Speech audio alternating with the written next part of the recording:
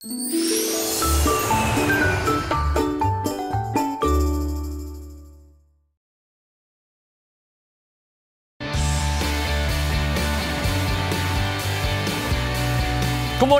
여러분의 아침을 기분 좋게 여는 남자 김현욱입니다. 상쾌한 아침을 여는 여자 최희정입니다.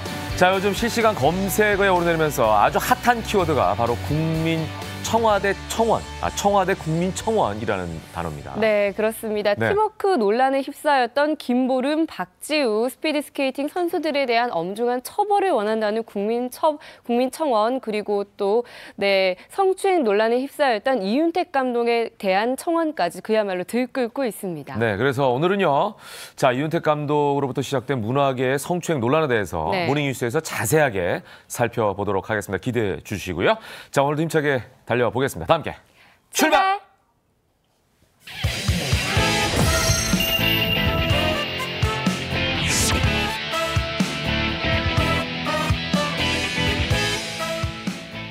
가장 핫한 이슈를 모아서 전해드리겠습니다. 모닝 이슈 시간입니다. 네. 방금 전에도 말씀드렸습니다만 이 문화계, 연극계에 퍼지고 있는 성추행 논란, 성폭행 사건들에 대해서 다들 경악을 금치 못하고 있는 상황입니다. 네, 그렇습니다. 왜 이런 일들이 이렇게 오랫동안 그리고 암암리에 지속되어 왔는지 오늘 저희가 특별한 게스트 한 분 모시고 자세한 이야기 나눠보겠습니다. 과거 극단 생활을 직접 하셨던 김성수 문화평론가 모셨습니다. 어서 오십시오. 안녕하세요. 김성수입니다. 네, 그리고 전문가 두 분 모셨습니다. 시사평론가 정현진 편집장님, 장샛별 변호사님 모셨습니다. 어서 오십시오. 반갑습니다. 안녕하세요. 자, 성폭력 피해 사실을 폭로하고 있는 미투 운동. 여러분도 아실 텐데요. 아주 오랫동안 침묵하던 피해자들이 뒤늦게 이제 나도 당했다라며 오랜 시간이 지나서 지금 이제 그 사실들을 밝히고 있는데 이 상황 좀 전해주시죠. 일단 그 미투 운동은 헐리우드에서 먼저 좀 시작됐다 이렇게 봐야 될 것 같습니다. 헐리우드 많은 배우들이 유명 연출자에 대한 이런 성범죄 사실을 고발을 하면서 사회에 고발을 하면서 이제 확산이 좀 됐었고요. 우리나라에서는 그전에도 아주 없진 않았습니다만 특히 이제 가장 기폭제가 됐던 것은 지난 1월에 그 서지현 검사가 이제 조직 내 성폭력을 고발을 하면서 그것이 기폭제가 됐고 많은 여성들이 힘을 얻으면서 이렇게 이제 자신들이 당했던 일들에 대해서 고백을 하기 시작했죠. 그리고 이 문제가 결국 이제 문화계까지 이제 번지게 된 것이고 지금 일부 나오고 있는 얘기를 보면 방송계에도 이런 상당한 문제들이 좀 있었던 것으로 알려지고 있습니다. 자, 그러면서 연극 연출가 이윤택 감독의 성폭력 사건이 이제 폭로가 된 셈인 거죠? 예, 그렇습니다. 무려 32년이나 그 연희당 거리패라는 연극계에서는 굉장히 주목하고 있었던 단체를 이끌었던 연출가이고 극작가이면서 동시에 기획자이기도 한 이윤택 감독인데요. 지난 14일에 극단 미인의 김수희 대표가 SNS를 통해서 장문의 글을 올리게 됩니다. 지난 10여 년 전에 연극 오구라고 하는 작품에 출연했었을 때 밤에 황토방이라는 곳으로 불러서 자기에게 안마를 시켰는데 이 안마가 단순하게 우리가 알고 있는 그런 안마가 아니라 굉장히 성적인 서비스를 갖다 요구하는, 그래서 결과적으로 이게 추행이 된 그런 안마였다 이렇게 폭로를 했고요. 그 이후에 물밀듯이 그 관계자들이 지금 실명을 때로는 거론하면서 또 때로는 가명으로 이렇게 폭로를 하기 시작했는데요. 배우 김수경 씨 같은 경우도 2012년 코마치 후텐이라는 작품에서 객원 배우를 할 때 심지어 발성을 가르친다면서 가슴을 만지거나 옷 속으로 손을 집어넣어서 추행을 했다라는 걸 폭로를 했고요. 그리고 심지어 이제 그 가명으로 폭로를 한 분 같은 경우는 직접적인 성폭행을 당했다라는 얘기들도 했었고 뒤이어서 그 마뜩치 않은 그런 이윤택 감독의 사과가 있자마자 실제로 임신까지 했는데 낙태를 낳는 그런 일까지 있었다는 폭로까지 나와서 지금 이윤택 감독은 그야말로 공경에 처해 있는 그런 상황이 됐습니다. 네, 상황이 이렇게 되다 보니까 최근에는 또 이윤택 감독이 직접 기자회견을 열기도 했었잖아요. 네, 그래서 그 기자회견 아마 많은 분들이 좀 보셨을 텐데 그 기자회견에서도 좀 많은 얘기들은 있었습니다. 일단은 자신이 그 잘못에 대해서 인정을 하고 잘못했다, 그리고 어떤 책임도 다 달게 받겠다 이렇게 이제 얘기를 했는데 그 문제는 그 성폭력 혐의, 그러니까 성추행에 대해서 인정을 좀 했지만 강제로 성관계를 가진 것은 아니다라는 취지의 얘기를 하면서 결국 법적으로는 좀 피해가려는 모습 아니겠느냐 이제 이렇게 좀 비판의 목소리가 나기도 했었고요. 네. 그 기자회견 이후에도 또 이 미투의 폭로가 이어졌습니다. 그래서 뭐 극단 나비꿈 대표인 배우 이승비 씨 같은 경우도 이 성폭력 당했다 이렇게 폭로를 했고요. 그러면서 뭐 공황장애 판정을 받아서 지금까지도 치료받고 있다 이런 얘기도 했었고 또 지금까지 드러난 그러니까 현재 내가 피해를 받았다라고 얘기한 사람이 10명이 넘습니다. 그렇기 때문에 지금 이윤택 감독은 뭐 어떤 방법으로도 이 상황에 대해서 좀 책임을 질 수밖에 없는 그런 상황인 것 같습니다. 네. 자, 이윤택 감독 이후에 이제 다른 사람들도 성폭력 의혹을 받고 있는 상황 아니겠습니까? 네, 맞습니다. 그 원로 연출가이자 연극계 거장으로 불리던 오태석 대표도 성폭력 의혹이 제기되었는데요. 최근 배우 출신 A씨는 자신의 인스타그램에 이응티의 시옷이란 이니셜과 함께 23년 전 유명 연극 연출가로부터 성폭력 피해를 당했다고 밝혔고요. 또한 다른 전직 배우 B씨도 백마강 달밤에라는 연극의 뒤풀이에 참석한 뒤 해당 연출가가 술잔을 들이키며 자신의 허벅지 등을 만졌다. 이런 폭로를 하였습니다. 또한 김혜지역 극단 대표도 미성년자 성폭행 사건이 폭로되면서 연극협회에서 영구 제명되었습니다. 예, 이렇게 폭로가 잇따르고 있는 상황이다 보니까 정황상으로는 피해자가 더 있다거나 혹은 제2, 제3의 이윤택 감독이 더 추가로 나오는 건 아닌가 이런 얘기도 있던데 거기에 대해서는 어떻게 보세요? 예, 지금 일단 그 한국예술인복지재단을 통해서 문화체육관광부가 신고 접수를 받겠다고 했고 이미 그 여성 연극인들이 자발적으로 신고를 받고 있는데요. 제가 확인한 경우만 해도 상당히 많습니다. 그러니까 지금 현재 실명을 거론하고 있는 사람이 11명인데요. 네, 그 네. 이후에 추가로 익명이나 가명을 통해서 얘기한 사람들도 지금 거의 한 30여 명에 이르고 네. 있고요. 그리고 스스로가 그 기자회견 장면에서 고백을 했죠. 네. 최소한 18년 이상 이런 그 민망한 안마가 계속됐다. 그리고 또 다른 이제 방송 인터뷰를 통해서 실제로 그때 단원이었던 사람이 강력하게 문제 제기를 했었을 때 다른 중견 단원들이 사실상 막는 그러니까 그런 문제 제기를 막는 그런 모습을 보였기 때문에 그렇게 은폐되어 있는 상황에서 더 많은 사람들이 피해를 당했을 거라는 건 짐작할 수가 있어요. 예, 예. 거의 작업을 할 때 매일 밤 불려 들어갔고 최소한 1명에서부터 4명까지도 불러 들어가서 그런 민망한 그 서비스들을 갖다 했다고 하는 겁니다. 그렇기 때문에 계속적으로 용기를 내는 사람들이 생긴다면 더 많은 피해자들이 나올 것이고, 근데 이런 일들이 덜어 있었다는 거죠. 다른 그 연출가들도 또 다른 음악 감독도 지금 문제가 되고 있는 불거져 나오고 있는데 지금 제가 그 특정한 그런 우리 모임들이 있어요. 연극인들이 모이는 모임에서 지금 헤아려 본 걸로는 대략 한 67명 정도의 연출가나 혹은 음악 감독이 더 있는 걸로 알고 있어서 이런 사람들도 추후에 문제가 다시 적극적으로 거론될 거라고 보고 있습니다. 네, 이게 이제 분위기가 참 중요하다는 건데 지금 말씀하신 대로 오랜 기간 동안 그게 관행처럼 이렇게 이어져 왔다고 하면 이제 그걸 본 사람들은 또 배우지 않았겠어요, 그죠? 그렇죠. 이게 그럴 수 있습니다. 통용이 되는구나. 예. 이런 어떤 아니란 생각을 했을 수도 있을 것 같은데 극단 생활을 해보셨으니까 이제 좀 여쭤보도록 하겠습니다. 이게 이제 여자들 입장에서 이제 피해자들이 많이 나오고 있잖아요. 네. 남자들 같은 경우에 혹시 폭행당하거나 이런 경우도 있을 수 있나요? 많죠. 그래요? 실제로 이윤택 씨 네. 같은 경우는 남성 단원들을 연기를 지도한다고 하면서 폭행을 했다라는 그래요? 얘기들도 굉장히 많이 나왔고 예. 그런 부분들에 대해서 뭐 암암리에 그 단체에서 활동했던 사람들이 증언을 한 바가 있고요.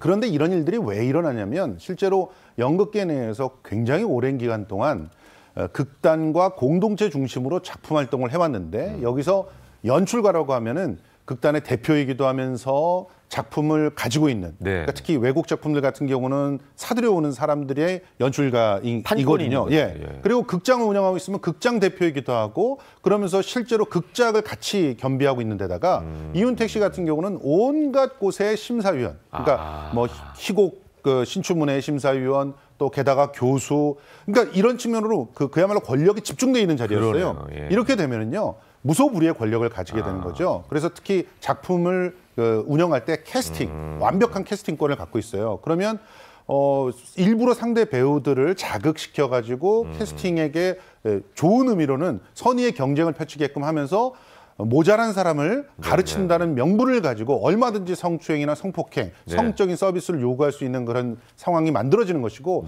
이런 일들이 제가 극단 현장에 있을 때에도 몇몇 사례들을 직접 눈에 본 적도 있고 소문으로 들은 적도 있습니다. 그러니까 이런 문제들이 해결되기 위해서는 네. 공식적인 이런 성피해를 공식화시키고 정확하게 근절시킬 수 있는 객관적인 기구가 있어야 된다고 이렇게 네. 생각하고 있습니다. 예. 그러니까 이제 이게 매번 반복돼 왔다라고 볼 수도 있는데, 자, 그렇다면 이제 전문가 입장이시고 또 몸담았던 분의 입장에서 앞으로는 이런 구조가 어떻게 바뀌어야 된다고 보고 계십니까?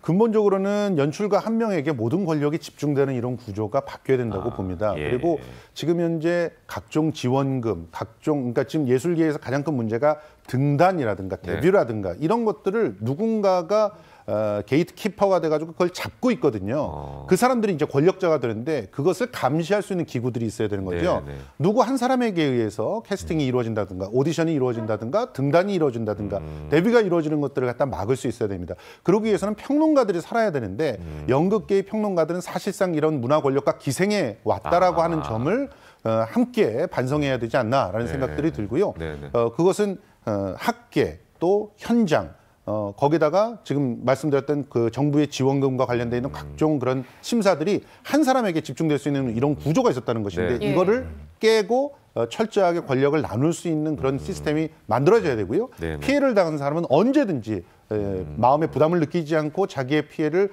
호소할 수 있는 그런 객관적인 기구가 또 힘이 있는 기구가 만들어져야 된다고 생각을 합니다. 예, 또 그걸 바라보는 그 국민들의 시선이라든지 인식이 좀 바뀌어야 되지 않을까 이런 생각도 드는군요. 네. 그런데 이번 폭로 논란 상황을 보면요. 과거에 있었던 일들이 이제서야 드러나는 건데 그렇다면 과연 법적인 처벌까지도 이게 가능할지 그게 또 궁금합니다. 정 변호사님. 네. 일단은 과거 그 피해에 대해서 처벌이 가능하기 위해서는 두 네. 가지 요건에 대한 검토가 필요할 것으로 보입니다. 네. 일단 공소시효 부분이 있는데요. 네. 강간이라든지 강제추행은 10년의 공소시효의 적용을 받습니다. 따라서 지금으로부터 10년, 2년 이전의 범죄에 대해서는 좀 어려울 수 있다 이런 상황이고요. 네, 네. 그리고 또 친고죄 부분을 검토를 해야 되는데요. 과거 성범죄는 원래 친고죄였습니다. 이 친고죄가 폐지된 것은 2013년 6월입니다.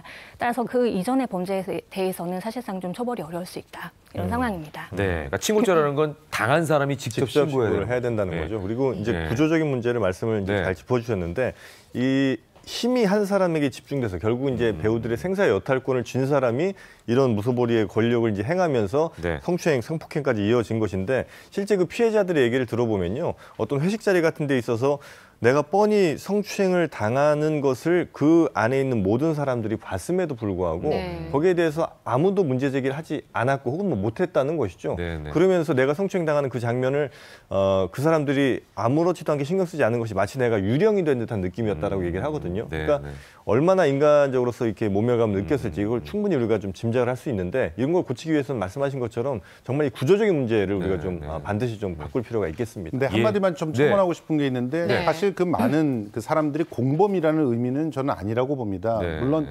그 눈앞에 있는 피해를 보고서 적극적으로 용기를 내지 못했다는 건 있지만 네. 권력이라는 게 너무 무서워요. 지금 네. 이승비 배우 같은 경우는 사실상 꽤 오랜 기간 동안 뭐 그 술 마시고 그 작품을 펑크낸 배우 이런 식으로만 헛소문을 돌았거든요. 예, 예. 그런 것들을 눈앞에 피해를 보면서 적극적으로 나서기 어렵다는 것이고 또 두 번째는 명분이 있어요. 네. 자, 내일 모레 작품을 해야 된다. 무대는 올라가야 되지 않느냐. 네. 막은 어떻게든 올라가야 된다. 이런 명분이 가 있으면 거기에 대해서 그 문제를 갖다 문제 제기를 해서 막을 못 올리게 할 수는 없다라는 생각이 들거든요. 쉽지 않네요, 상황 다른 자체가. 사람들에게 예. 피해를 주고 싶지 않다는 생각들 그렇죠. 때문에 더 이런 것들이 방조되고 있는데 그래서 이걸 막을 수 있는 방법은 네. 네. 객관적으로 그것을 관찰할 수 있는 기구 그리고 그 연출의 권력을 감시할 수 있는 다른 힘이 있어야 됩니다. 최근에 이제 많은 뮤지컬들은 힘이 조금 분산되는 모습들이 보여요. 그래요? 예. 제작자들이 있고 또 프로듀서들이 예. 있거든요. 그러면 이제 이 사람들이 막을 수가 있다는 건데 이 사람들이 또 같이 짬짬이가 되면 또 더 강력한 힘이 될 수 있다는 거죠. 네. 이런 측면들을 같이 고민하면서 지금 대책을 마련해야 될 때가 아닌가 생각을 합니다. 예, 예. 그러니까 이제 우려되는 부분은 네.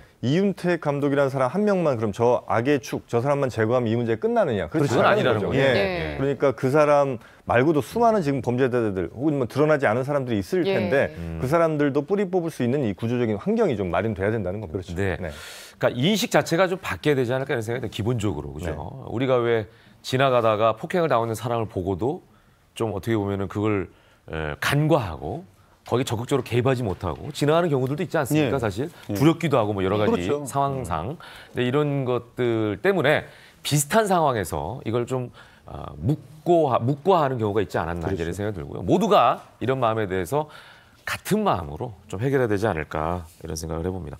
네. 자, 다음 얘기로 넘어가 보도록 하겠습니다. 이와 함께 연예계까지 이제 성폭력 의혹이 전해지고 있어서 충격을 또 주고 있는데 어제 오후입니다. 배우 조민기 씨가 실검에 오르내렸어요. 네, 예. 계속 뭐 1위를 아마 오르내리는 걸 네네. 봤는데, 그러니까 이 문제에 대해서는 조금 진실 공방이 좀 이어지고 있는 것 같습니다. 그러니까 지난해 그 국민신문고에 조민기 씨에 대한 성추행 신고글이 올라온 거거든요. 네. 그리고 이걸 확인을 이제 학교 측에서 학생들, 그러니까 피해자라고 할 수 있겠죠. 그 사람들에게 이제 물어봤고 신고 내용이 이제 사실임을 확인을 했다는 겁니다. 그리고 피해 학생이 강력한 처벌을 원해서 이 조민기 씨에겐 중징계 처분을 내렸다 이렇게 이제 얘기를 하고 있고요. 네. 특히 이제 이 문제에 대해서는 이제 조민기 씨는 좀 다른 얘기를 좀 하고 있는데, 일단 이제 피해자들의 진술이라든지 피해자들의 이야기가 중요하니까 예. 그 피해를 받았다고 하는 그 일부 학생들의 구체적인 뭐 피해 사실들, 이걸 한번 저희가 확인해 볼 필요는 있는 것 같아요. 네. 그래서 그 부분에 대해서 좀 준비를 했는데 한번 잠깐 같이 보시죠. 네. 문자나 뭐 카톡으로 호텔에 호수가 왔다거나 자기 오피스텔 주소가 오거나 노래방을 가면 특히나 이제 조금 더 좀 심해졌던 것 같아요. 무릎에 앉히고 이제 같이 있어도 보기 민망한 어떤 그런 과정을 거쳐서 된 겁니다. 문제가 있다고. 그래서 중징계를 내린 겁니다. 자, 학교 측의 이야기를 들어보면 예. 실제로 이제 조민기 씨가 학생을 성추행한 게 아닌가 이런 생각을 할 수가 있는데 진실 공방이 이제 계속되고 있는 상황인 거죠? 네, 맞습니다. 양측 입장이 다른데요. 앞서 전해드린 바와 같이 학교 측의 입장은 성추행을 했다는 쪽으로 의견이 모아지고 있고요. 네. 다만 조민기 측은 명백한 루머이다, 도의적 책임감에서 사표를 낸 것에 불과하다라고 주장을 하고 있습니다.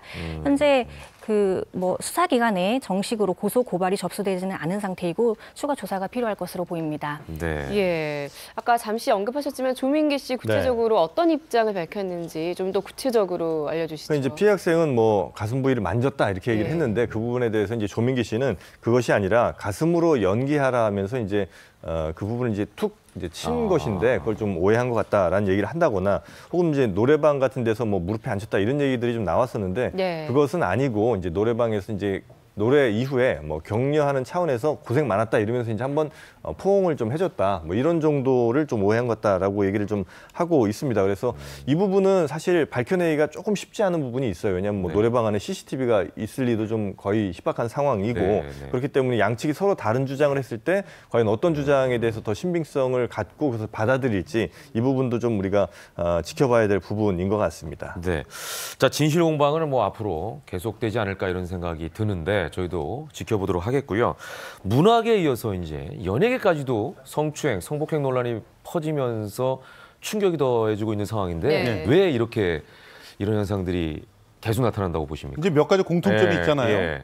일단 기본적으로 서열 관계가 굉장히 명확하고 또 권력에 있어서 갑을 관계가 확실한 네, 그런 네. 상황에서 일어나는 범죄가 그래서 권력형 범죄가 성범죄입니다. 그러니까 네, 네. 지금 이 조민기 씨 같은 경우도 교수의 입장에서 학생들에게 이런 짓을 한 거거든요. 그러니까 확실하게 갑을 관계가 있고 피해를 호소하기가 어렵고, 또 교수기 때문에 학생들의 앞길을 얼마든지 막으려면 막을 수도 있겠죠. 더군다나 연극계의 대단한 선배이기도 하고 또 영화, 방송 쪽으로도 다 선배예요. 네. 그러면 얼마든지 나쁜 소문을 갖다 낼 수가 있거든요. 이 나쁜 소문을 교묘하게 내서 한 배우를 그야말로 몰아내는 경우 굉장히 네, 맞아요. 그 힘이 있는 사람한테 예. 쉬운 일이기 때문에 사장시킬 수가 있죠. 그렇습니다. 예. 이런 일들이 벌어지고 있어서 결과적으로는 이 힘을 감시할 수 있는 기구가 필요하다는 얘기를 다시 한번 드릴 수밖에 없는데요. 이렇게 비유를 한다면 어떻게 이해를 하실지 모르겠지만 이윤택 씨 같은 경우는, 그리고 연희당 거리패라고 하는 곳은 한때 연극계에서는 예를 들어 그 반도체 사업계에서 삼성전자 같은 입장, 예. 그 삼성전자의 이건희 회장 같은 그런 위치였어요. 상대할 수가 없는 거예요. 그러네요. 맞서서 싸울 수가 예. 없는 이런 상태를 좀 해체시킬 수 있는 그런 고민들을 갖다가 좀 해야 되고, 여기에 더욱더 적극적으로 연극계의 단체와 인사들이 지금처럼 힘을 합해서 나서야 될 때가 아닌가 이렇게 생각이 됩니다. 자, 지금 어떻게 보면 우리가 빙산의 일각을 보고 있는 게 아닌가 이런 생각 때문에 더 걱정스러운데요. 네. 이런 일들이, 그리고 피해자들이 나오지 않길 바라겠습니다. 자, 오늘 얘기 여기까지 듣도록 하겠습니다. 새로운 말씀 네. 고맙습니다. 감사합니다. 고맙습니다. 자, 이번에는요, 가장 핫한 경제 소식을 전해드리겠습니다. 경제 브리핑 시간입니다.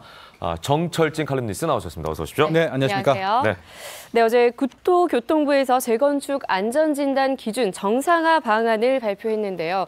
아무래도 거주 중인 재건축 단지 주민들이 그야말로 충격에 휩싸였을 것 같습니다. 네, 그렇습니다. 이제 재건축 아파트, 크게 보면 서울 아파트 시장에 굉장한 이슈가 떴다 이렇게 보면 될 것 같은데요. 네. 우리가 기존에 이제 재건축 사업, 재건축 아파트를 할 때 굉장히 중요한 건 연한이었습니다.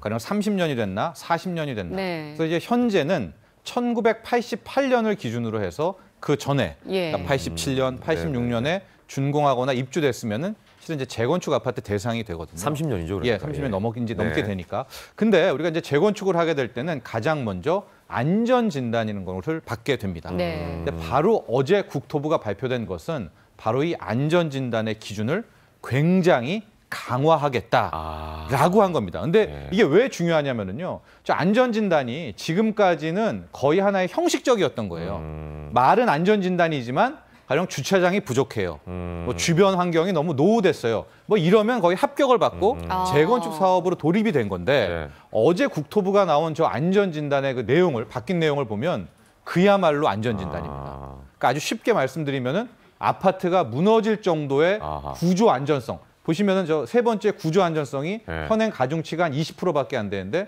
지금은 50%. 그러네요. 절반입니다. 엄청 높아졌네요. 예. 그런데 이제 저렇게 바뀌면은 현재 우리 과거 80년대 아파트들은 상대적으로 튼튼하게 지어졌거든요. 예. 그래서 저 구조 안전성 비중이 저렇게 커지게 된다면 네. 지금 대상이 되고 있는 네. 아파트들은 재건축 사업을 통과하기가 어렵죠. 힘들 수도 있게 됩니다. 예. 그런데 지금 여기서 더 큰 문제는 뭐냐면 현재까지 지금 88년 이전에 준공이 돼서 이제 재건축을 바라보고 있는 곳들이 서울에서만 한 10만 가구가 넘습니다. 많군요. 예, 지역적으로 보면은 이제 양천구 목동에 거의 한 2만 가구가 넘게 이제 목동 아파트 단지가 예, 있고요.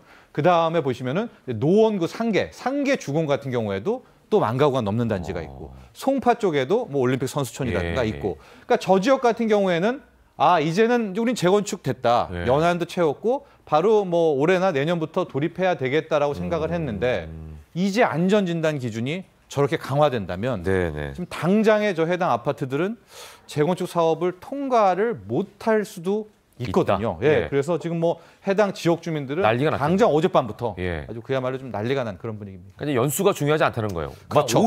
그러니까 우리 극단적으로 얘기하면 50년이 됐는데도 튼튼하면 안전진단이 되면 그냥 살아야 된다. 그렇죠. 이제 이런 건데. 예, 그렇습니다. 이게 이제 그전에는 이제 재건축을 할 수 있다라고 하니까 아파트 가격이 올랐다가 네. 지금 이제 이 정부 발표 때문에 사실은 가격이 떨어지게 되는 건 아닌가. 네. 일단은 뭐 가격이 바로 이것 때문에 떨어진다 이렇게 말씀드릴 수는 없습니다. 왜냐하면 이 이제 시행령을 바꾸기 때문에 또 재건축이 어떻게 바뀔지도 모르는 뭐 그런 기대감이 있는 것이고 네네. 지금 서울 아파트 가격이 오르는 것은 뭐 재건축 기대감 외에도 여러 가지가 있거든요. 그럼에도 불구하고 해당 지역의 주민들 혹은 해당 지역 같은 경우에는 실은 가격의 상승 요인은 거의 없어진 거죠. 왜냐하면 그렇죠. 예. 재건축이 아니면 실은 이제 뭐 주차장이라든가 주변 환경이라든가 해당 아파트들은 좀 노후된 게 사실이거든요. 불편하죠. 예, 불편한 게 사실입니다. 그래서 가격 탄력성은 많이 떨어질 수밖에 없다. 그래서 이미 뭐 어제 목동 같은 경우에 긴급 주민 대책도 나왔다고 뭐 하거든요. 그래서 지나친 사유재산 침해 아니냐 이런 반발도 나오고 있다라고 하는데 네네네.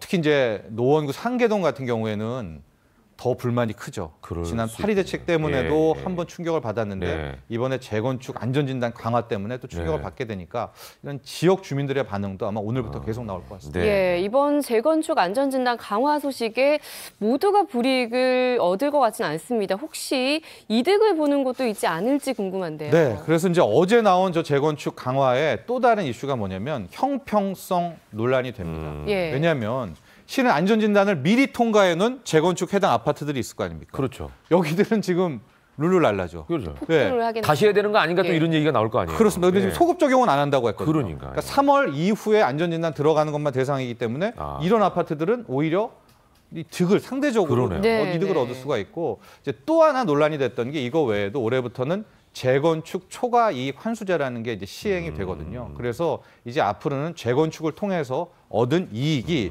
뭐 평균 3천만 원을 넘게 될 경우에는 뭐 이게 1억 이상이 되면 많게는 50%를 세금으로 띄어야 됩니다. 그러니까 네네. 내가 재건축해서 3억을 평가 차익이 남았다라고 하면 1억 5천만 원을 내야 되는데 네. 이것도 실은 형평성 논란이 있거든요. 왜냐하면 작년에 관리처분 인가를 통해서 된 아파트라든가 이미 재건축이 돼서 입주 1년 차, 2년 차 된 데들은 뭐 상대적으로 이익을 얻고 기다렸던 아파트 단지들은 피해를 보고 그래서 이런 형평성 논란이 있었는데 여기에 또 지금 안전진단이라는 이슈가 떨어졌기 때문에 여기에 대한 뭐 논란은 계속될 것 같은데 그럼에도 불구하고 당국이 이거를 초강수를 던진 것은 서울 아파트 가격 잡으려는 의지죠. 예, 그런 의도라고 생각하시면 또 될 것 같습니다. 예, 어디나 이제 명함이란 건 다 있기 마련인데 네. 어쨌거나 주민들의 불편이나 피해는 좀 최소화시켰으면 좋겠습니다. 자, 영상으로 보는 이슈 전해주시죠. 네, 이제 최근에 한 영화 때문에 좀 논란이 되고 있습니다. 이제 국내 한 정신병원을 소재로 한 영화 곤지암이라는 건데요. 이름에 곤지암이 뜨기 때문에 곤지암의 지역 주민들은 이제 굉장히 좀 반발을 하고 있습니다. 어떻게 된 사정인지 영상을 통해서 확인하시죠. 다음 달 개봉을 앞둔 영화 곤지암은 폐업한 곤지암 정신병원을 배경으로 괴기스러운 체험을 담은 공포 영화입니다. 경기도 광주시는 지난주 영화 곤지암의 제작사와 배급사를 상대로 제목을 바꿔달라는 공문을 보냈습니다. 시민들의 우려 때문입니다. 부동산 시세나 또 장사나 이런 것들이 사실 여기 뭐 좀 이렇게 관광지도 있고 그런데 상권이 많이 죽어갈 것이다 이런 그 이야기들을 많이 하는 것 같더라고요. 일부 곤지암 주민들은 영화 제목을 바꾸지 않는다면 관람 거부 운동이나 법적 대응도 불사하겠다고 맞서고 있습니다.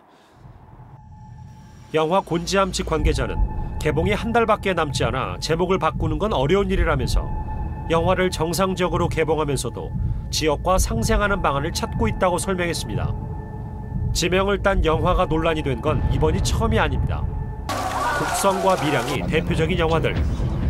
실제로 국성은 개봉 전 논란일자 제목력 국하는 소리라는 뜻의 한자 국성을 병기해 국성이라는 지명과 혼돈될 여지를 없앴습니다. 영화 흥행과 함께 지난해 전남 곡성의 관광객 수는 2년 전과 비교해 100만 명이 늘어났습니다. 영화 곡성처럼 곤지암도 공포체험 관광명소가 될 수 있다는 주장도 나오고 있지만 현재로선 주민들의 입장이 워낙 강경해 타협점을 찾기는 당분간 쉽지 않을 전망입니다. 채널A 김종석입니다.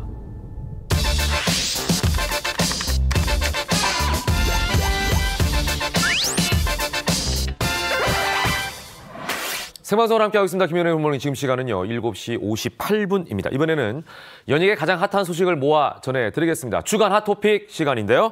함께하신 두 분 소개해드리겠습니다. 먼저 홍종선 대중문화 전문가 함께하셨습니다. 어서 오십시오. 그리고 김묘성 연예부 기자도 나오셨습니다. 반갑습니다. 안녕하세요.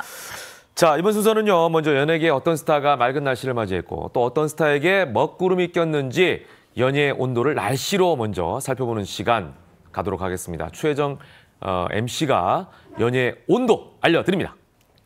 네, 주간 날씨 연예의 온도입니다. 먼저 오늘도 흐린 날씨부터 살펴보도록 하겠습니다. 최근 복귀에 성공한 신정환 씨, 싱가포르에서 운영하고 있던 이 디저트 카페가 폐쇄됐다는 소식이 전해지면서 이렇게 오늘 흐린 날씨 올라와 있습니다. 다음은 맑은 날씨로 넘어가 보겠습니다. 요즘 최고의 주가를 올리고 있는 홍진영 씨, 가수에서 제작자로 변신을 했다고 합니다.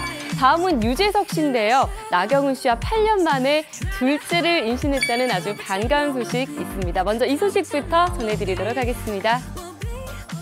네, 그렇습니다. 국민 MC 유재석 씨가 두 아이의 아빠가 된다는 소식이 먼저 들어와 있네요. 네, 그렇습니다. 유재석 씨의 아내 나경은 아나운서가 둘째를 임신했다라는 소식이 전해졌죠. 그런데 아직은 임신 초기 상태이기 때문에 굉장히 조심스럽게 이렇게 건강을 지키는 데에만 집중을 하고 있다라고 전해집니다. 두 사람은 2008년이죠.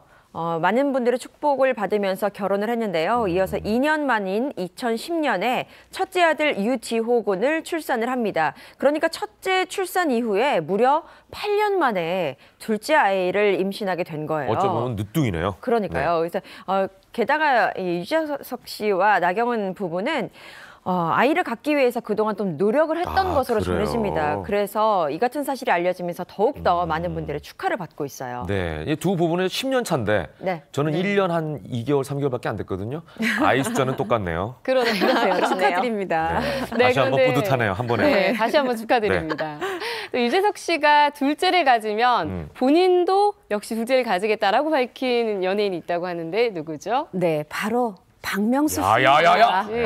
그렇죠. 깜짝이야. 사실 이제 그 예능에서 함께하는 예능에서 유재석 씨가 이제 그 박명수 씨가 먼저 둘째 임신 소식을 전했어요. 그러자 사회를 보던 예. 전현무 씨가 그러면은 유재석 씨도 혹시 둘째 계획이 있으신가 했더니 사실 좀 계획은 있는데 하면서 이왕 낳는다면 딸을 낳으면 좋겠다 이렇게 조심스럽게 얘기를 했더니 네. 박명수 씨가 만약에 유재석 씨가 둘째 갖는다면 나는 셋째를 갖겠다. 이미 둘째까지 있으니까. 그때 셋째를 둘째를 가지겠다. 임신했을 때거든요. 근데 사실 안타깝게도 그 뒤에 둘째가 좀 잘못됐잖아요.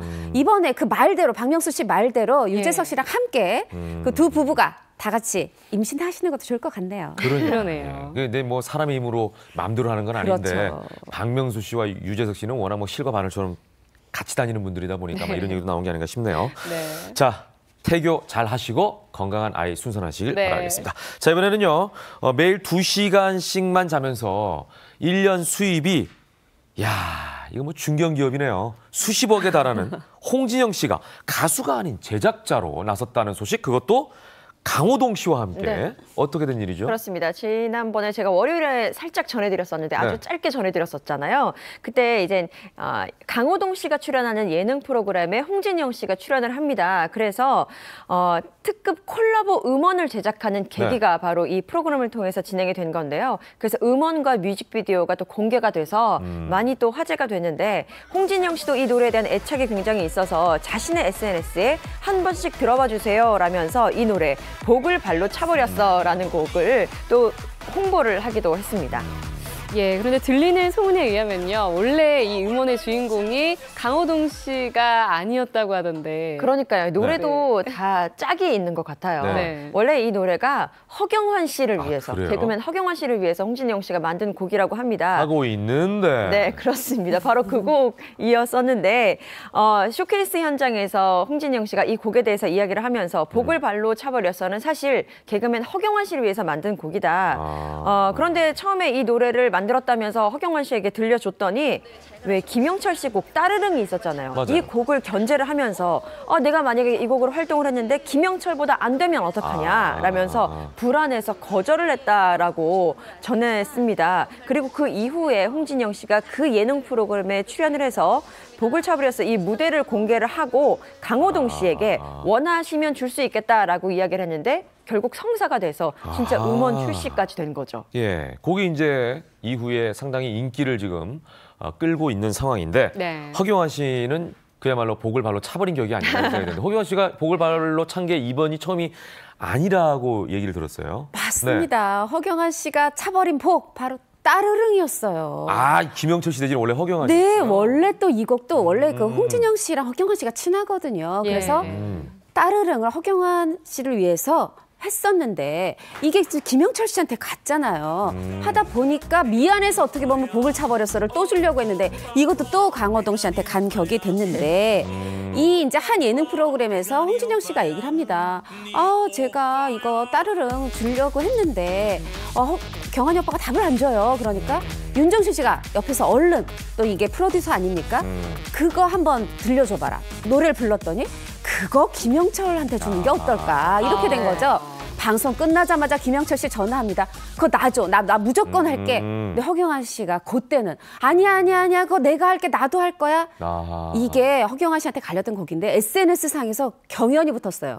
오디션 아닌 오디션을 치렀는데 누리꾼이 택했던 건 김영철 씨였습니다. 이걸로 김영철 씨 대통령도 만났잖아요. 맞아요. 예, 그래서 아니, 그런지 네. 보니까 홍진영 씨가 개그맨 내지는 좀 재치 있고 재미있는 이런 분들과 콜라보하는 걸 좋아하시는 것 같은데 저도 홍진영 씨랑 친한데 저도 재미있는 아나운서입니다. 한번 기다려보죠. 괜찮을 것 같은데요. 그냥 이렇게만 딱 매주 하는 게 더 이상 부끄럽지 않은 거겠죠? 네. 네. 네. 허경환 씨가 또 뒤늦게 해명을 했다고 하는데요. 홍진영 씨 제안을 거절한 게 아니라 네. 어떤 오해가 있었다고 하는데. 그러니까 이 따르릉을 거절하게 된 그 배경, 비하인드 스토리가 있다라고 허경환 씨는 이야기를 한 거예요. 2년 전쯤에 홍진영 씨를 데려다 줄 일이 있었대요. 그래서 차에서 홍진영 씨가 내리기 30초 전에 노래를 노래를 들려주면서 이 곡 오빠한테 줄 거야 라고 이야기를 했다는 거죠. 그런데 그때 바로 뒤에서 차가 빵빵빵 했던 거예요.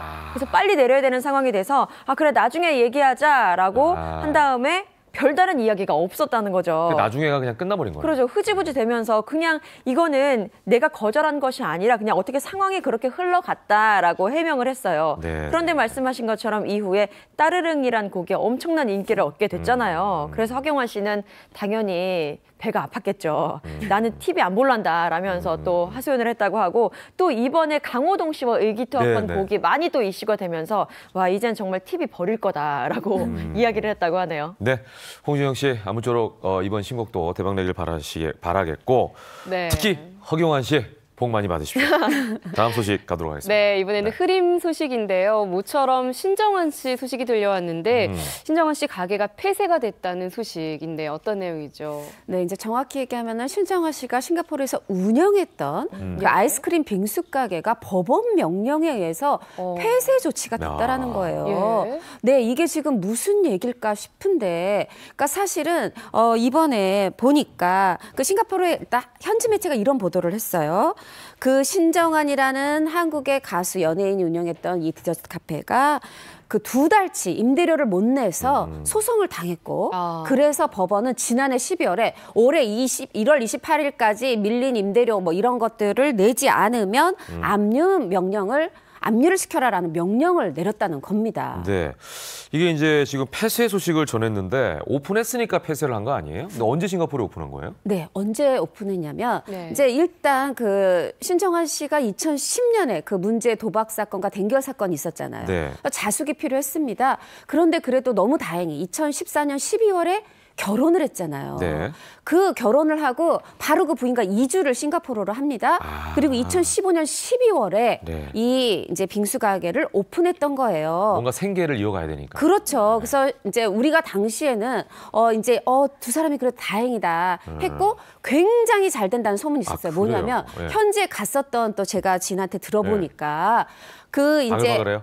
1층, 2층 규모 어마어마하기도 하고요. 그 한쪽 벽면에 대형 그 모니터 화면이 있는데 거기서 뭐 아이돌을 비롯해서 한류 스타들이 계속해서 인사도 하고 뮤직비디오도 상영이 되고 하면서 여기가 뭔가 한국의 연예인이 하는 K-팝의 성지 같은 데구나. 이런 이제 이미지를 주면서 굉장히 인기도 끌고 매출도 좋고 손님도 북적북적 했었죠. 스타 마케팅을 잘 했는데. 네. 네, 예. 이렇게 인기를 끌다 보니까 이번 네. 폐쇄 소식이 더 안타까운데 뭐 재정적이라던가 어떤 구체적인 사연이 있었을까요? 지난 2016년 9월이었죠. 신정환 씨가 이제 국내 복귀를 선언하잖아요. 네. 그리고 한국에 오면서 이제 그곳에서는 사실 손을 뗐습니다. 그리고 지난해 10월, 그러니까 1년이 지난 그 다음이죠. 그래서 지난해 10월부터 월세를 내지 못하게 된 거예요. 그래서 싱가포르 현지의 한 카페 프랜차이즈 업체에 소송을 당한 것이 그 시작인데 국내 한 업체가 이 싱가포르 중심지에 그 대형 쇼핑몰이 있는데 거기에 임대를 해서 운영했던 곳이 이 빙수 가게입니다. 그리고 신정환 씨는 그 빙수 가게 운영 관리자였던 거죠. 네. 그런데 이 소송의 결과가 어떻게 됐냐면 싱가포르 현지 법원이 현지 카페 프랜차이즈 그 회사에 손을 들어줍니다. 그러니까 빙수 가게를 운영하는 국내 업체 회사에게 2달의 임대료 그리고 이자를 포함해서 하나로 약 3억 원을 지불을 해라라고 명령이 떨어집니다. 야, 2달 임대료가 이자 합쳐 3억이면 너무 센 거 아니에요? 세죠. 네. 사실 우리나라에 비해서 싱가포르가 굉장히 물가도 높고 한다는 건 다 알고는 있는데 이 곳이 특히나 더 왜 한국의 강남권이라고 할 정도로 굉장히 좀 부가 밀집된 곳이기도 하고요. 또 말씀하신 것처럼 관광객들이 굉장히 많이 몰립니다. 그래서 싱가포르에 여행을 갔다 하면 그 길은 거의 많은 분들이 걸어요. 명동 같은 곳이에요. 네, 그렇습니다. 오차드 거리라고. 맞아요. 네, 그래서 많이 걷는데 그래서 이곳에 한 달 임대료가 보통 한 3천만 원에서 7천만 원 정도에 달한다라고 알려져 있습니다. 그러니까 여기 이자까지 포함을 해서 3억 원 정도로 된 거고요. 네.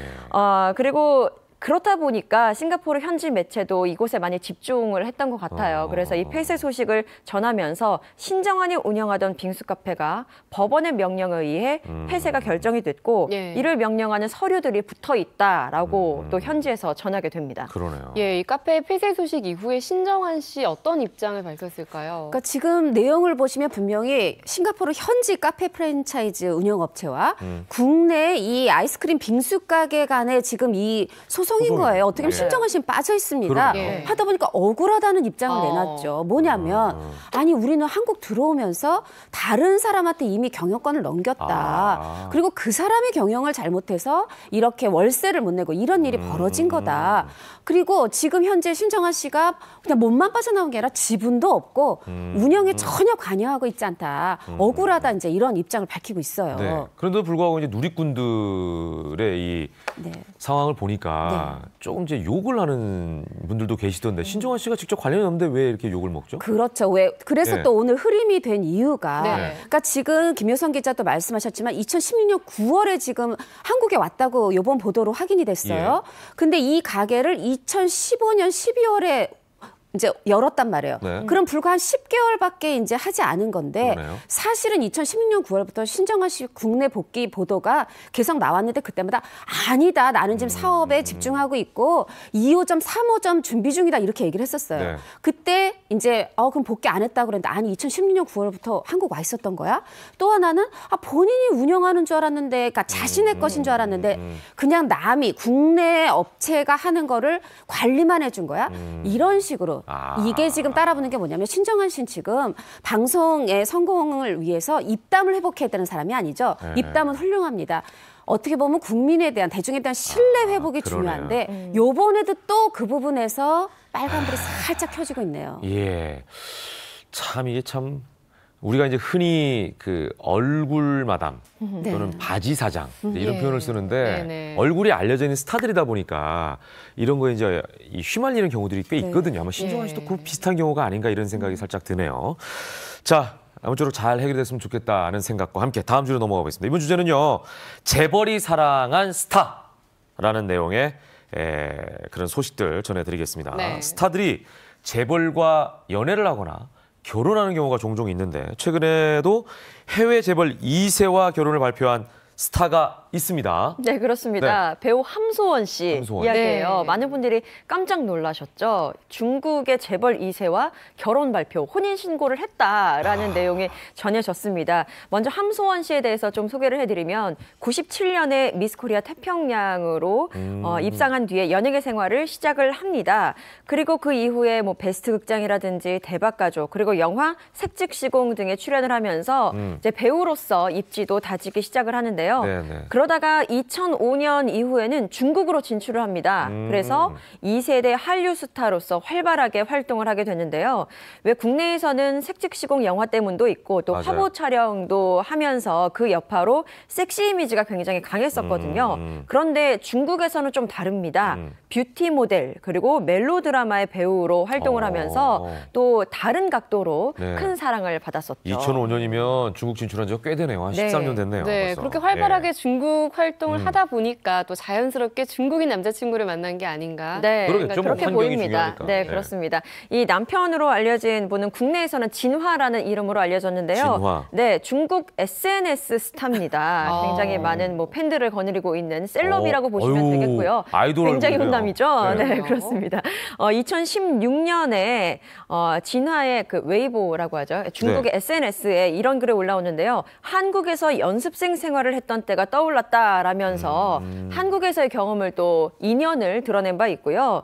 보시는 것처럼 굉장히 훤칠한 키, 또 아이돌 가수 뺨치는 훈훈한 외모 덕분에 많은 분들이 또 알게 됐고요. 근데 무엇보다 중요하다고 해야 될까요? 이슈가 되는 부분이 바로 나이 차이입니다. 몇 살이죠? 함소원 씨가 76년생, 네. 올해로 43살이고 진화 씨가 94년생, 네? 와. 25살입니다. 그러니까 18살? 18살 연하와 파격적이네요. 결혼을 와. 파격적이죠. 네, 그렇습니다. 또 이뿐만이 아닌 게요. 예.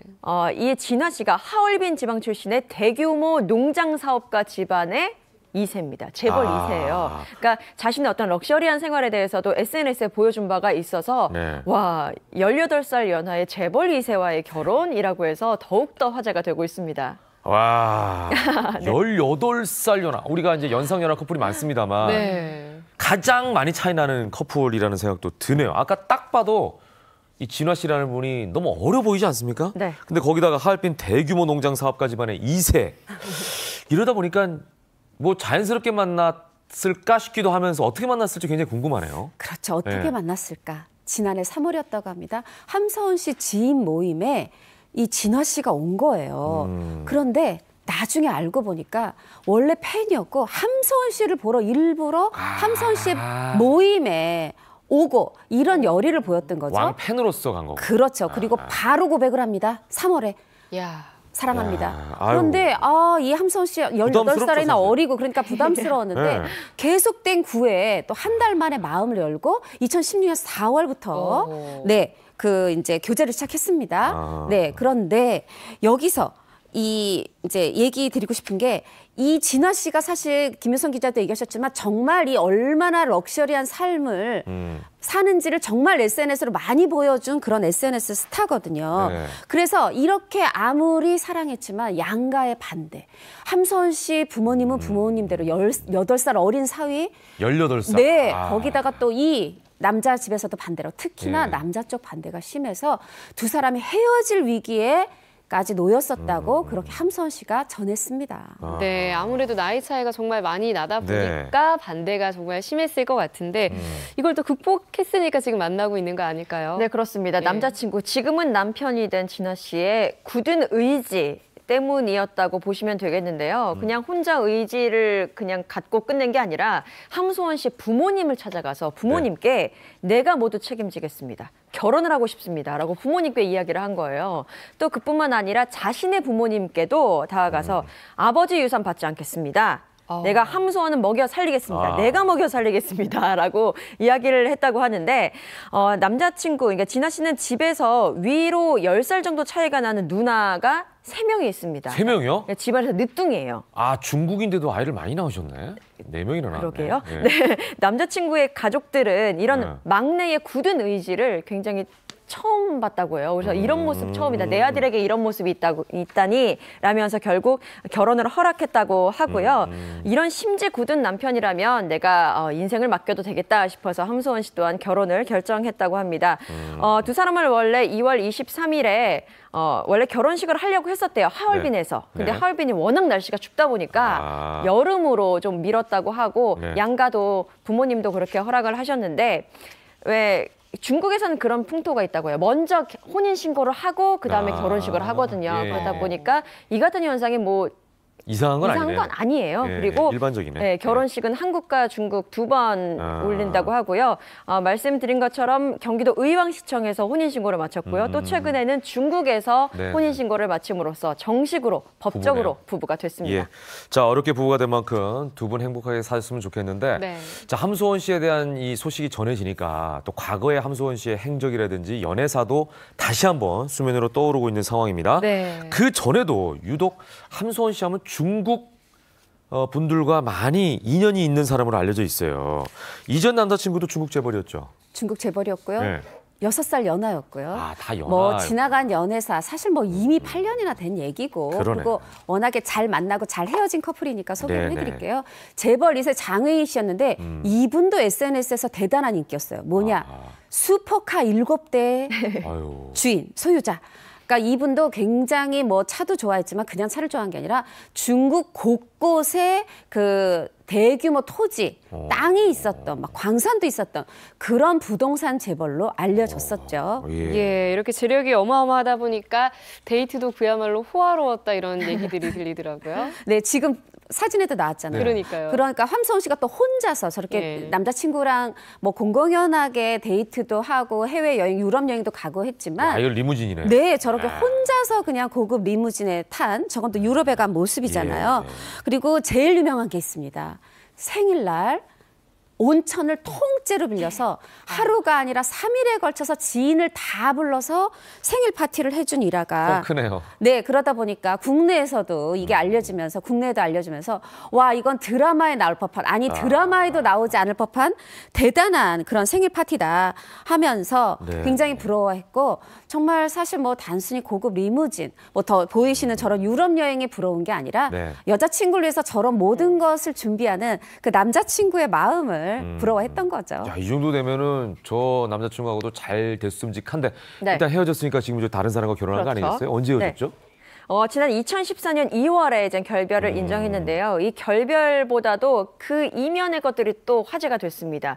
결별을 하면서 전 남자친구가 함소원 씨에게 주려고 했던 선물, 결별 선물 때문인데요. 네.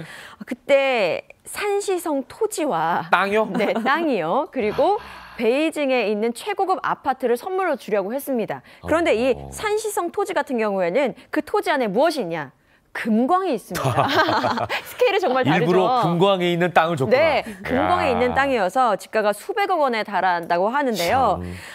사실 중국에서는 네, 이별을 네, 네. 할 때 재벌이 여자친구에게 뭐 사귀었던 사람에게 네. 결별 선물을 주는 어떤 풍토도 있다고 합니다. 그래서 이 역시 그렇게 뭐 이상한 일이라고 보기는 좀 어렵고요. 확실히 땅덩어리가 크다 네, 보니까. 그렇습니다. 예, 스케일이 다르다라고 네. 보시면 되겠는데 하지만 이것도 함소음 씨 입장에서는 부담스러웠을 거 부담스럽죠. 아니에요. 헤어지는 그래서, 마당에. 네, 그래서 다 이제 좀 거부를 했다고 하는데 네.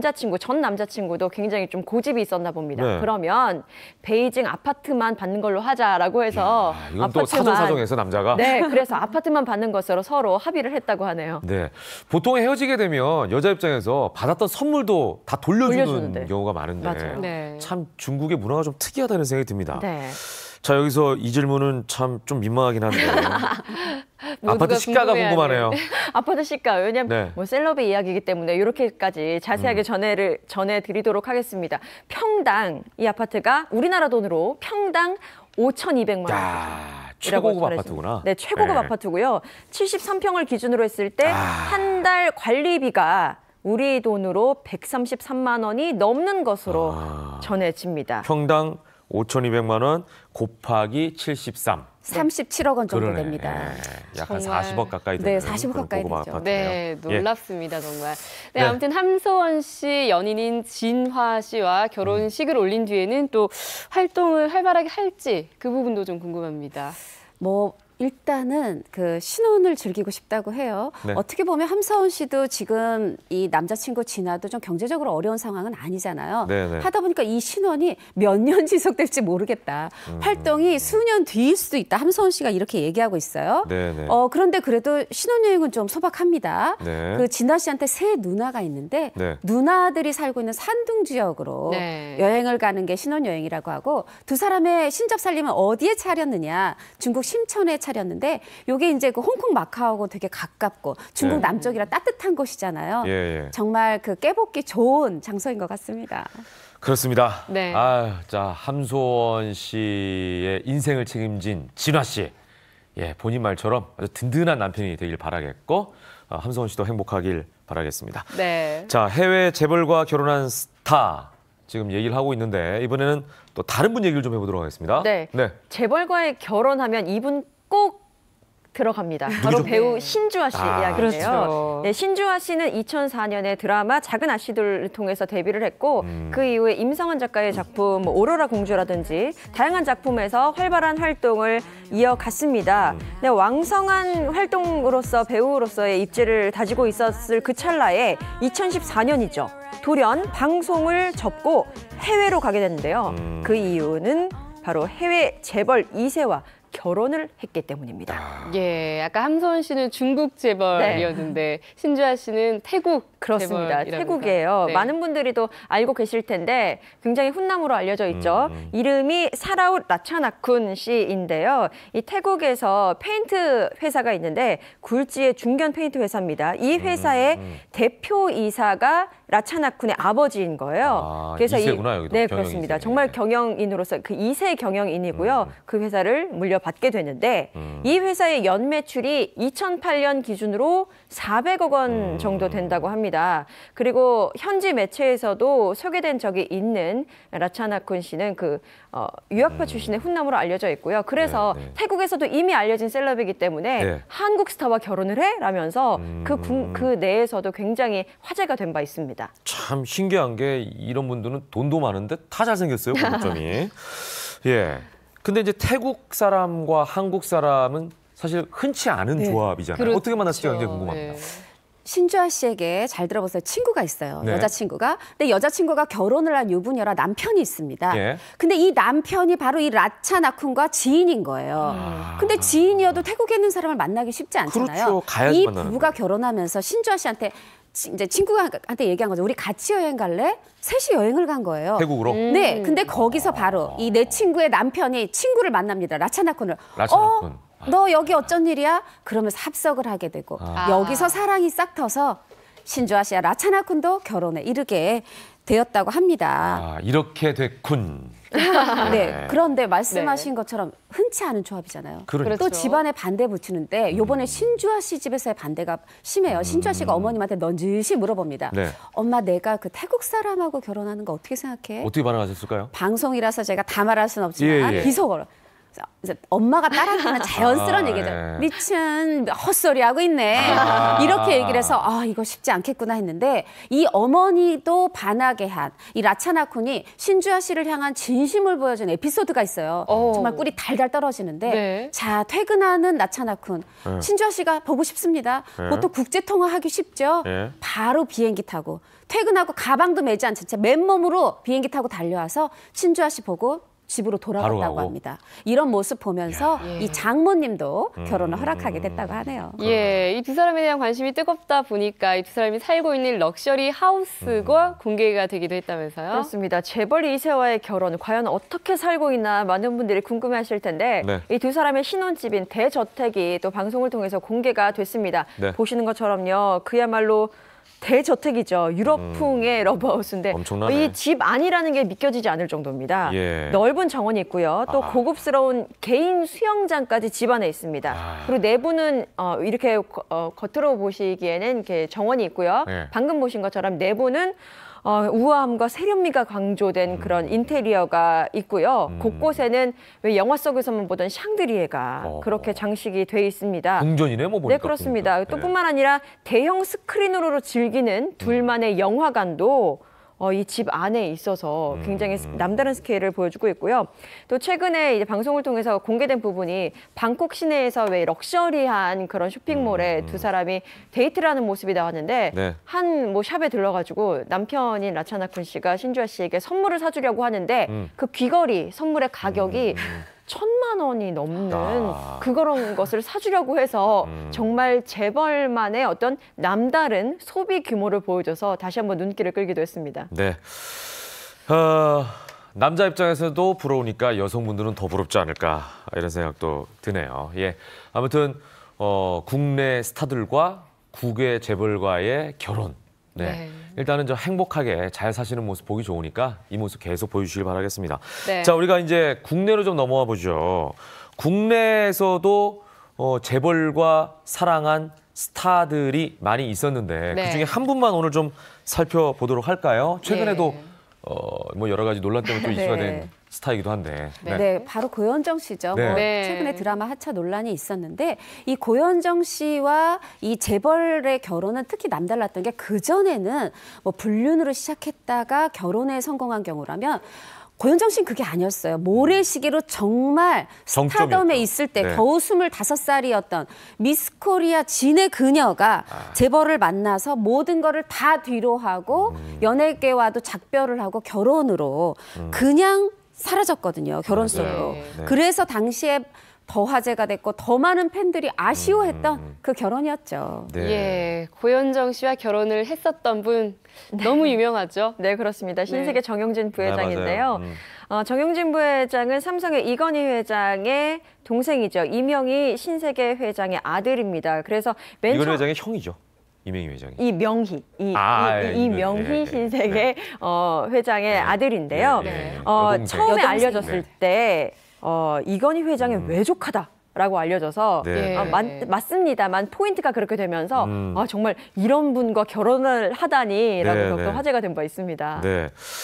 자, 결혼 후에 이제 행복하게 사는가 싶었는데 슬아의 자녀도 있는 상황에서 갑자기 8년 만에 이혼을 하게 되죠? 네, 그렇습니다. 뭐 부부지간에 있었던 일은 남들이 세세하게 알 수는 없습니다만 네네. 일단 알려진 것은 성격 차이가 있었다, 가정 불화가 있었다라고만 알려집니다. 당시 이혼 과정을 보면요, 고현정 씨가 변호사를 통해서 정식 이혼 조정 신청서를 접수를 하는데 양측의 대리인, 그러니까 변호사가 참석한 가운데에서 조정 결정이 이루어지는데 약 2시간 만에 속전속결로 협의 이혼이 됩니다. 사실 본인 출석이 기본이죠. 그런데 미리 재판부의 허가를 받으면은 대리인이 출석한 상황에서 이렇게 빨리 끝낼 수가 있고요. 사전 조율을 거치는 경우에는 보통 이혼 이 재판이 진행되면서 좀 너무나도 많은 이슈가 될까 봐 이목이 집중될 걸 피하기 위해서 이렇게 조율을 거쳐서 빨리 마무리를 할 수가 있습니다. 그러네요. 예, 고현정 씨도 직접 이혼 사유에 대해서 언급한 적이 있었죠. 맞습니다. 네. 그 이제 이혼하고 2년 만에 조인성, 지진이 딱 함께 드라마 봄날 네. 그때 예. 이제 복귀하면서 그때 기자들 앞에서 얘기한 적이 있어요. 예. 내가 좀 너무 어렸을 때 결혼을 했다. 25살이었잖아요. 네. 좀 더 나이가 들고 뭘 알고 다듬어진 상태에서 했다면 좋았을 걸 그랬다. 그리고 절대 정영진 부회장 그 전 남편에 대해서는 전혀 불만이 없었다. 문제 없었다라는 식으로 네. 좀 아쉬움을 드러낸 바가 있었죠. 네.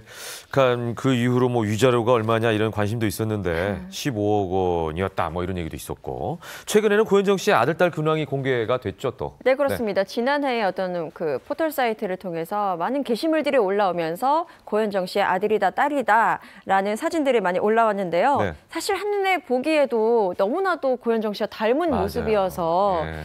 굉장히 화제가 됐습니다. 예. 특히 딸 같은 경우에는 이목구비가 정말 똑같고요. 그 분위기부터가 고현정 씨랑 굉장히 닮았어요. 네. 그래서 또 화제가 됐었고 고현정 씨 아들 같은 경우에는 아이비리그 대학 중에 하나죠.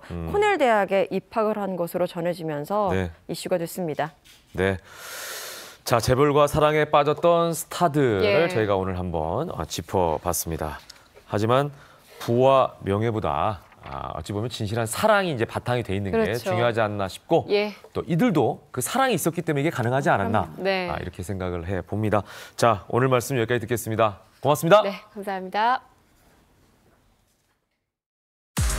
입춘이 지나도 계속되는 추위 때문에 면역력은 떨어지고 건강이 걱정되는 분들 많죠? 이럴 땐 면역력에 도움 주는 음식으로 건강을 찾아야 한다는 사실 알고 있나요? 저 감기도 걸릴 것 같고 그래서 걸리고서 약 먹는 것보다 맛도 있고 감기도 안 걸리고 면역력 향상을 위해서 먹으러 왔거든요. 평범해 보이는 이 음식들 속에 면역력을 지켜주는 특급 비법이 숨겨져 있다는데 그 비밀을 찾아 함께 떠나볼까요?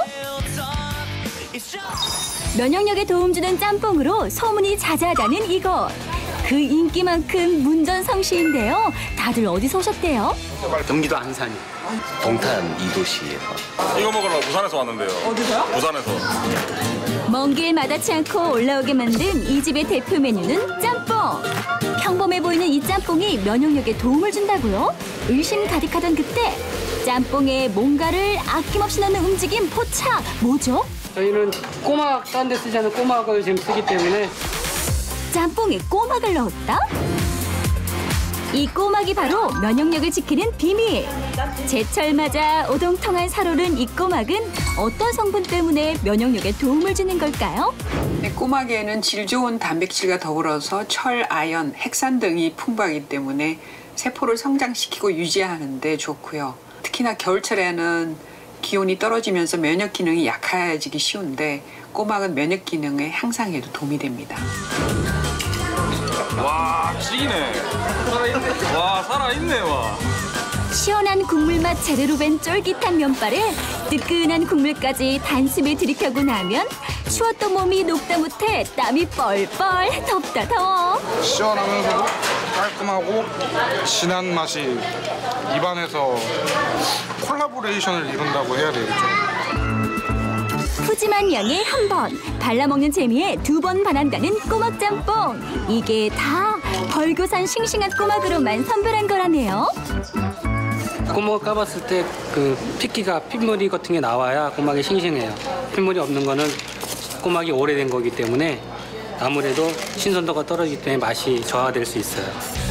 꼬막은 성질이 차니까 몸이 차가운 분들은 주의하시고요. 아래 위가 딱 맞는지도 확인 필수. 면역력에 도움 준다는 짬뽕. 두 번째 비밀은 녹차가루. 소화도 잘 되고요. 색감도 좋고 또 면발이 탱글탱글해져요. 소화력이 좋은 녹차로 만든 면에 쫄깃한 꼬막까지 더했으니 건강지킴이 짬뽕으로 익명에도 손색 없겠죠? 전국 팔도에서 꼬막짬뽕 찾아올 만하네요. 여기 오는 것만 해도 한참을 걸렸어요. 맛이 없으면 짜증이 나게 되겠는데 꼬막에 연관된 짬뽕을 먹으니까 정말 건강 보양 몸보신한 것 같은 그런 기분이 들어요. 면역력에 도움 준다는 두 번째 음식의 정체는 빵집이네요. 겉으로 봐선 여느 빵집과 다를 게 없어 보이는데 유독 손님들의 시선을 사로잡은 빵 하나. 어머머 이거 뭐야? 너무 귀엽다. 야 이거 봐 알을 품었대 도너츠에. 세상에 알을 품은 빵이 있다? 여기 안에 뭐 들었나 잘라봐. 너무 궁금해. 아까 보니까 맛있게 생겼다. 알이 들었다. 흥부가 박을 켜는 심정으로 조심스레 잘라보니 정말 알 하나가 그대로 있어. 그런데 이 알이 보통 알이 아니래요. 면역력을 지키는 1등 공신이라는데요. 도대체 어떤 알이죠? 알려주세요. 일반 계란으로 만든 빵이 아니고요. 요 백봉 오골계 훈제란으로 만든 겁니다. 백봉 오골계는 동의보감의 귀한 약재로 언급되기도 했는데요. 일반 달걀의 절반 크기지만 영양은 꽉 찼다고 합니다. 백봉 오골계란의 노른자에는 일반 계란에 비해서 면역 기능에 도움이 되고 단백질 합성에도 도움이 되는 아연이 더 많이 들어있는데요. 일반 계란에 비해서 약 30% 더 많이 들어있습니다. 달걀의 신선도를 알 수 있는 노른자도 유독 봉긋 솟아오른 것을 확인할 수 있었습니다. 노른자의 비율이 높아 더 고소한 백봉 오골계란. 면역력에 도움 주는 참나무 용기로 훈연해 맛은 물론 건강에도 도움을 준다고 합니다. 훈연 작업을 하는 건데 계란을 갖다가 보호막을 하고 살균 효과가 있고 참나무 톱밥을 이용하기 때문에 진한 향을 느낄 수가 있습니다.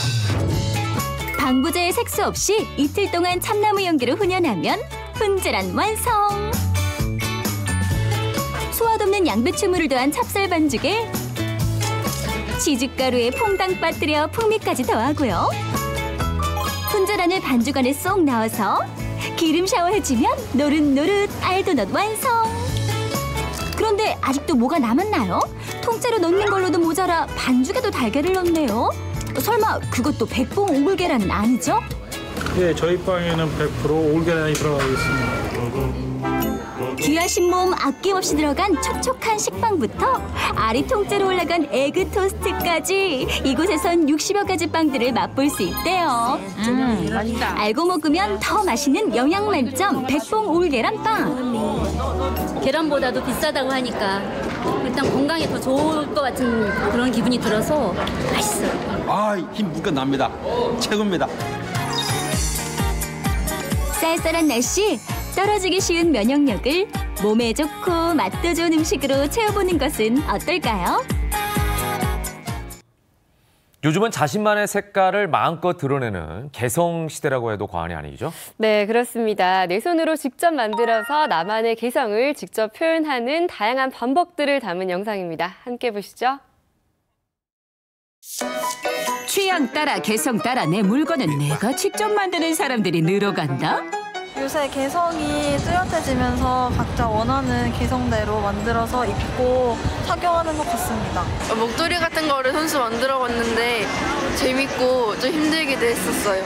손재주가 없어서 아직도 머뭇거리고 있다면 주목! 당신도 금손이 될 수 있는 특급 방법 주브이슈에서 알려드립니다. 패션의 완성은 가방. 하지만 여기를 봐도 저기를 봐도 온통 비슷한 가방들 뿐인데. 안녕하세요. 특별한 가방을 가지고 있다는 오늘의 주인공 유지연 씨. 가방이 궁금하다 궁금해? 여기 있습니다. 와, 색깔도 다양하고 모양도 제각기인 가방들. 이쁜 건 알겠는데 어떤 점이 특별한 거죠? 세상에 단 하나밖에 없는 가방들이에요. 바로 제가 만들었거든요. 이 가방들을 직접 만들었다고요? 패션을 더 돋보여주는 아이템, 가방. 직접 만들다 보니 기분 따라 패션 따라 어울리는 가방까지 발견하게 됐다고요. 추운 겨울에는 강렬한 빨간색 가방이, 따뜻한 봄에는 노란색 가방이 어울린다고 하네요. 정장을 입었을 때 무난한 가방이 어울리지만 편한 옷에는 발랄한 가방을 선택하는 게 좋다고 합니다. 어릴 때부터 만드는 걸 좀 좋아했어요. 네, 한지공예에서 가방을 만들었거든요. 근데 그 가방 만드는 과정이 너무 재미있어서 직접 가죽 가방을 만들어 보면 어떨까 해서 가방 만들기를 시작하게 되었습니다. 취미로 시작했지만 실력이 입소문을 타면서 지금은 디자이너가 됐습니다. 이거는 원통 모양의 가방에 옷을 입히는 디자인입니다. 사람도 계절에 따라서 옷을 입잖아요. 사람이 옷을 입듯 가방에도 옷을 입히고 싶었다는 유지연 씨. 겨울에는 따뜻한 모피 옷을 입혀 포근하게. 이러니 사계절 활용 가능하겠죠? 엄청 많아요. 그래서 제가 가방 만드는 기술이나 노하우를 가르쳐주기도 해요. 요즘 나만의 가방을 만들기 위해 공방을 찾는 사람들이 크게 늘었다고 하는데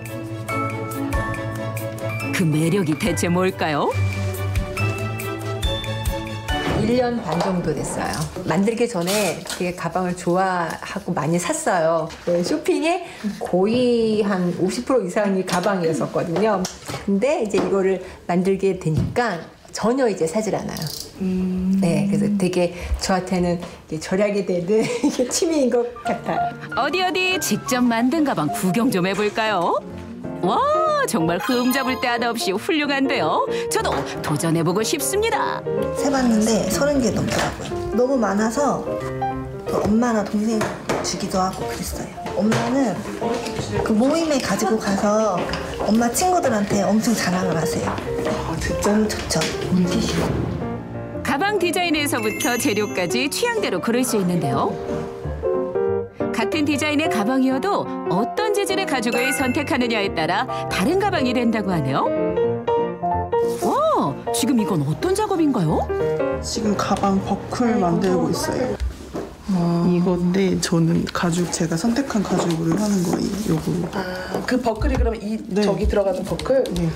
이렇게 들어가는 버클. 색깔이 다르고 질감이 다르니까 아예 다른 가방처럼. 엄청 성취감 있죠, 진짜로. 무에서 유를 만들어내는 거니까 되게 뿌듯해요. 드디어 가방 완성! 열심히 바느질한 보람이 있네요. 아, 예쁘다. 수고하셨어요. 옷이 딱이네. 감사해요. 가방을 완성하고 나서 이리저리 들어보는데요. 입가의 미소가 좀처럼 떠나질 않네요. 아, 너무 행복해요. 자기 취향대로 뭔가를 한다는 두 번째 장소. 식탁에 옹기종기 앉아 뭔가를 찍는데요. 사진의 주인공은 예쁜 음식들. 이 음식들 다 누가 한 걸까요? 와, 아까워서 먹지도 못할 것만 같은 음식들. 다들 요리 고수들이신가 봐요. 다 처음 배우고 있는 거예요. 선생님이 하나하나 이렇게 봐주시고 하니까 이렇게 좋은 음식이 나타난 것 같아요. 선생님 어디 계신데요? 선생님은 저기 계세요. 선생님이 푸드 스타일리스트? 이 클래스를 열면서 학생들에게 요리도 알려주고 푸드 스타일링 팁을 알려주고 싶어서 이렇게 클래스를 시작하게 되었습니다. 눈으로 보는 맛을 살려주는 푸드 스타일링. 함께 배워볼까요? 요리를 좀 더 살릴 수 있는 푸드 스타일 방법을 제가 알려드리겠습니다. 이건 푸드 스타일링 하기가 쉽지 않을 것 같은데. 음식을 담을 때는 첫째로 그릇의 옆에 묻어있지 않는 게 제일 중요하거든요. 어떻게 보면 너무나 당연한 얘기지만 쉽게 놓치는 경우가 많이 있어요. 음식이 깨끗하게 보이는 게 가장 중요해요. 오목한 그릇을 쓸 때는 음식을 높이감을 주면서 가운데를 살려주는 게 가장 음식이 예쁘게 보이거든요. 같은 요리여도 어떤 그릇이냐에 따라 담는 법도 다양합니다. 넓은 식기라면 국물이 흐르지 않게 밥을 넓게 펴서 조심조심 담아주세요. 오목한 식기에는 공깃밥을 뭉쳐 담아주면 레스토랑에서나 보는 비주얼의 음식이 탄생합니다. 샐러드는 이렇게 투명한 용기나 차가운 느낌이 나는 식기를 사용하면 더 신선해 보일 수 있어요. 왼쪽은 학생이 담은 요리, 오른쪽은 선생님이 담은 요리인데요. 같은 요리여도 어떤 모양으로 어떤 그릇에 담느냐에 따라 정말 다르죠. 과연 학생들의 반응은? 아니, 자네는 예쁘다. 진짜 예쁜 것 같아요. 자네. 이건 누가 만드신 거예요? 요리를 하는 것도 중요하지만 이렇게 담는 걸 배워보니까 확실히 더 먹음직스러운 것 같아요. 아직 수업은 끝나지 않았다. 식탁을 화려하게 꾸며줄 비장의 무기 알려주세요. 일단 첫 번째로 테이블을 화려하게 꾸밀 수 있는 방법 중에 간단한 거는 요즘에 이런 테이블 매트가 다양하게 나오고 있어요. 식탁에 테이블 매트 하나를 깔아줬을 뿐인데 요리가 더 화려하고 먹음직스럽게 보이시죠? 초는 테이블에서 로맨틱한 분위기를 연출할 수 있는데요. 초를 물 위에 살짝 띄워주면 와우, 오늘 분위기 좋은데요? 이거는 플라워 테이프라는 건데요. 플라워 테이프를 이쑤시개에다가 나뭇잎이나 허브 등 올려서 감아주시기만 하면 돼요. 일상에서 쉽게 구할 수 있는 소품들을 이쑤시개에 감아서 꽂아주기만 하면 나만의 예쁜 식탁이 완성! 똑같은 음식 재료를 써서 선생님도 만들고 저도 만들어봤는데 데코가 얼마나 중요한지 다시 한번 깨달았고요. 또 제가 이렇게 따로 제 개성을 살려서 데코를 하다 보니까 저만의 특별한 요리가 탄생된 것 같아서 되게 기쁩니다. 하나부터 10까지 나만의 취향을 살리고 싶다면 망설이지 말고 용기를 내어 도전해보는 건 어떨까요? 네, 자 이렇게 해서 함께 했고요. 이번에는요 날씨를 좀 여러분께 전해드리도록 하겠습니다. 네. 자 채널A 상암동 DDMC 앞에 나가 있습니다. 김혜연 기상캐스터 날씨 전해주세요. 네, 오늘은요 예년보다 조금 낮은 기온을 보이겠습니다. 현재 서울 기온은 영하 4도로 어제보다 2도 가까이 낮은 기온으로 출발하고 있고요. 체감 기온은 영하 7도를 보이고 있습니다. 한낮 기온은 영상 4도로 어제보다 기온이 더 내려갑니다. 심한 수준의 한파는 아니지만 평년 기온을 밑돌면서 일교차는 크게 나타나니까요. 오늘 옷차림 따뜻하게 챙겨 입으시기 바랍니다. 날씨 살펴봅니다.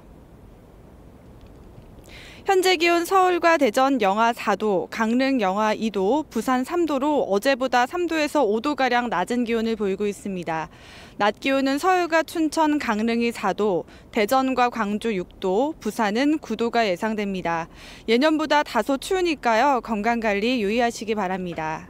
오늘 대체로 구름 많은 하늘을 보이겠고요. 미세먼지 농도는 대기 확산이 원활해지면서 보통 수준을 보이겠습니다. 하지만 메마른 대기는 이어지고 있습니다. 전국 대부분 지역에 여전히 건조특보가 발효 중이고요. 강원 영동 해안으로는 건조한 대기가 꾸준히 이어지고 있습니다. 또 서울은 4일째 건조경보가 발효 중입니다. 화재 사고 일어나지 않도록 각별히 주의하시고요. 피부 보습도 신경 쓰시기 바랍니다. 내일까지 평년과 비슷하거나 조금 낮은 기온을 보이겠고요. 모레는 다시 평년 기온을 웃돌겠습니다. 내일 밤부터 서울을 포함한 경기와 강원 영서 북부에 눈이 내리겠고 금요일 아침까지 강원 영동과 경남을 제외한 전국 대부분 지역으로 눈과 비가 내리겠습니다. 오늘 미세먼지 걱정은 없겠지만 대기가 무척 건조합니다. 연일 메마른 대기가 이어지고 있는 만큼 화재 사고 더욱더 꼼꼼하게 살피시기 바랍니다. 지금까지 상암 DDMC에서 날씨였습니다. 이번에는 짧은 소식 하나 전해드리겠습니다. 네. 요즘 경기가 어렵다는데 모처럼 반가운 소식이네요. 합성 섬유인 스판덱스라는 제품이 있는데요. 우리나라 효성이 인도에 스판덱스 생산 공장을 건립하고 1억 달러를 투자한다고 합니다. 나날이 성장하는 인도 시장 개척이 기대됩니다. 네, 현지 시각 18일 효성그룹 조현준 회장이 나렌드라 모디 인도 총리를 만나 이런 계획을 발표했는데요. 조 회장은 인도에서 미래를 찾고 인도인들에게 사랑받는 기업으로 성장하겠다는 뜻도 내놨습니다. 2월 20일에 함께했습니다. 생방송 김윤호의 굿모닝 여기까지입니다. 네, 저희는 내일 아침도 7시 30분에 찾아뵙겠습니다. 여러분과 함께한 수요일 아침도 역시 변함없이 굿모닝이었습니다. 고맙습니다. 감사합니다.